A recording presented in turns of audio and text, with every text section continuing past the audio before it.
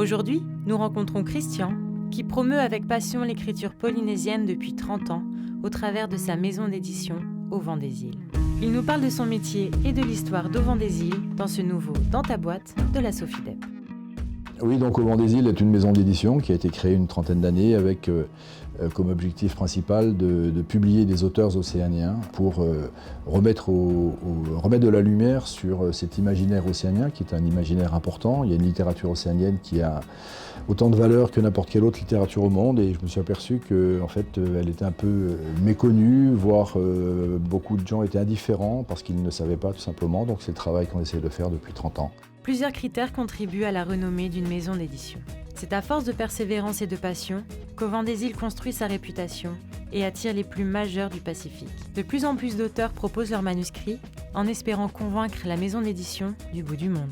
Je pense que nous, on fait un travail sérieux, à la fois de tri des manuscrits que nous recevons, mais également dans le produit qu'on réalise. On fait beaucoup d'efforts sur la diffusion, la distribution des livres, et aujourd'hui, effectivement, on a une petite dizaine de collections qui sont bien identifiées, la littérature bien évidemment, mais également les sciences humaines, des beaux livres, des guides qui fonctionnent du reste plutôt bien.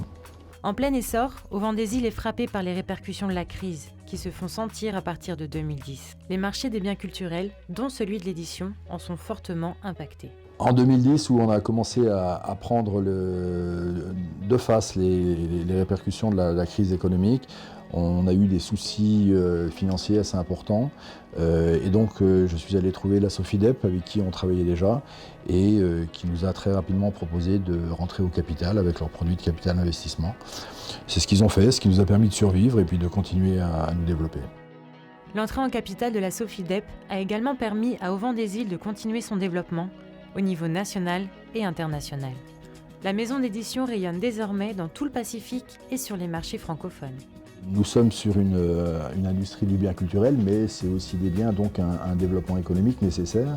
Et le marché France est bien évidemment un énorme marché par rapport à celui du Pacifique. Donc on fait de gros efforts pour se développer sur la France avec un travail de fond auprès des libraires, auprès de la presse, avec des prestataires qui travaillent pour nous en France. Tout ça, ce sont des moyens, mais c'est également du travail.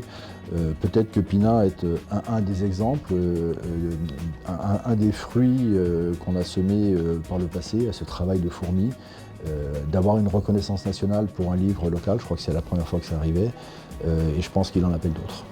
Retrouvez Christian et tous ses ouvrages dans sa boutique Au Vent des Îles à Faréouté, sur sa page Facebook Au Vent des Îles, sur son site internet www.auventdesiles.pf ou au 40 50 95 95.